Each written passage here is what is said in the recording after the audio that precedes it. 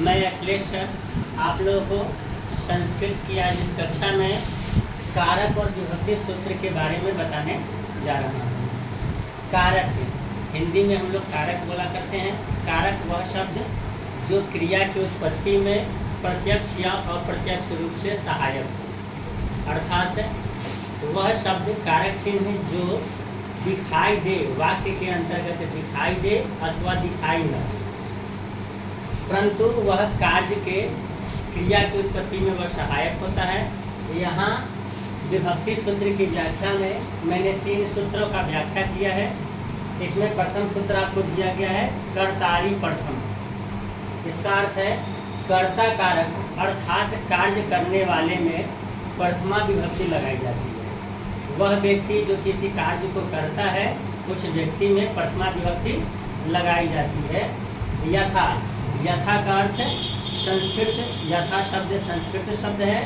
यथा का अर्थ होता है जैसे, जैसे रामः चंद्रम पश्यति। यहाँ राम करता है यानी कार्य को करने वाला, यहाँ कार्य चंद्रमा को देखने का कार्य किया जा रहा है।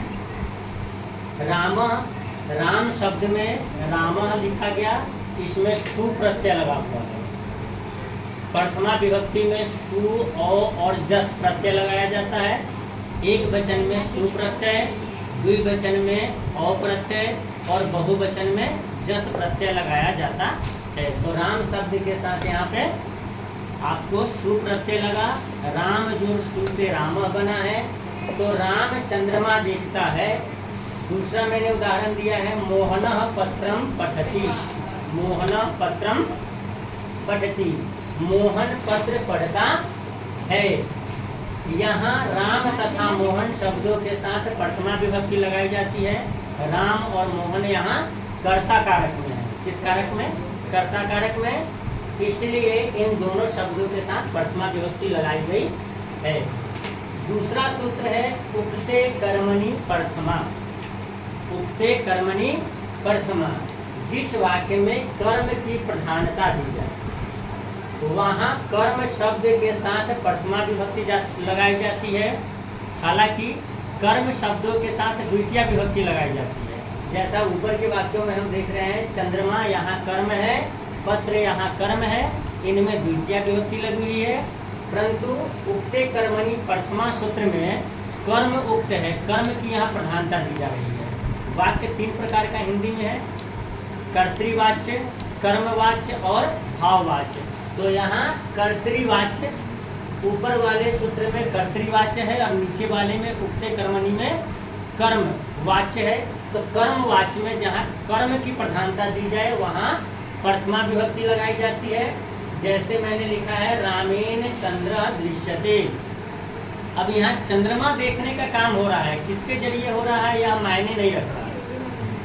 काम कौन सा हो रहा है? तो यहाँ चंद्रमा देखने का कार्य हो रहा है। राम के द्वारा चंद्रमा देखा जाता है। दूसरा सूत्र मैंने लिखा है मया रामायणः पठ्यते। मया अस्मद शब्द का तृतीया एक वचन है। अस्मद शब्द का तृतीया एक वचन मया, मेरे द्वारा रामायणः पठ्यते। तो यहाँ चंद्र और रामायण शब्दों के साथ द्वितीय विभक्ति न लगकर प्रथमा विभक्ति लगाई गई है। यहाँ चंद्रमा एवं रामायण शब्द कर्म कारक में है, परंतु दोनों वाक्यों में इन दोनों शब्दों की प्रधानता है। दोनों वाक्यों में इन दोनों शब्दों की प्रधानता है, अतः इनमें प्रथमा विभक्ति लगाई गई है। तीसरा सूत्र है संबोधने च प्रथमा।